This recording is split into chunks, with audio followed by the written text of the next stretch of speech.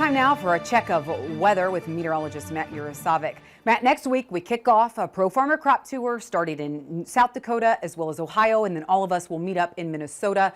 You know, there is still time for you to join us if you would like. But when you look at the forecast next week, we want to know one thing. Are we going to get drenched on Crop Tour next week?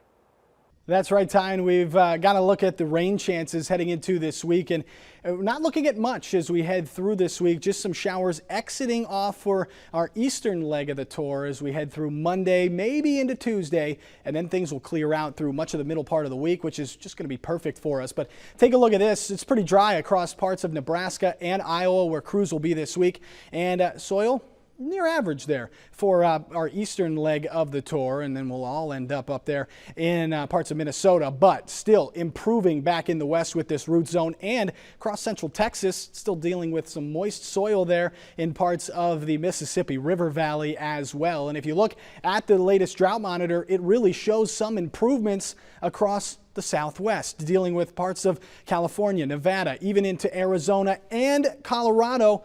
Even New Mexico seeing some improvement. Still extremely dry though.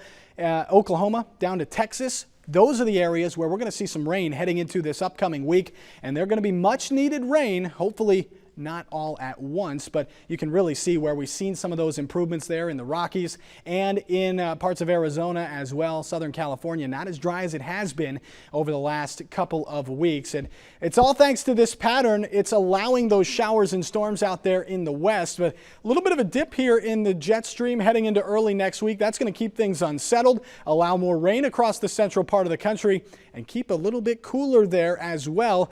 And areas where we're dealing with the rain, not going to be as hot and humid, but still going to be warm down there. Temperatures still sitting in the 80s and 90s. But look at this, by next weekend, could be looking at a different pattern starting to move its way on in. Upper northwest could be looking at more chances for rain as we head through next weekend. But here's a look at Monday, the 22nd of August. We've got rain in the east, a couple of systems moving on through. Heavier rain across parts of Texas and Oklahoma, and still in parts of the southwest as this stalled out front continues to move eastward. It's still going to be there on Wednesday, still dealing with the heavier rain across the Gulf Coast and up into the mid-Atlantic states, and still dealing with unsettled weather in the southwest and parts of the upper northwest as well. Still staying warm across the middle of the country and hot across the western half, and sunshine still breaking out across parts of California, keeping things dry there, but more rain expected through the end of the week there in parts of the southwest. And then more rain still across the Gulf Coast with very warm and humid conditions there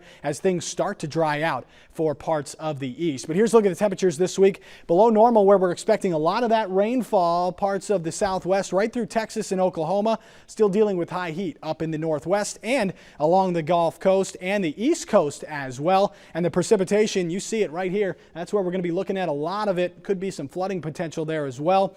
And it's going to be dry across the northwest and the northern plains and upper Midwest. And temperatures next week going to follow the same trend. Warm in the west, cool across the center of the country, or cooler than average, and then more rainfall expected across the southern half of the United States heading into next week. Tyne, back to you. Well, a lot of focus is still on the weather, but what caused that intense pressure to the markets to start the week? And what is the market watching next? We'll check in with our analysts right after the break.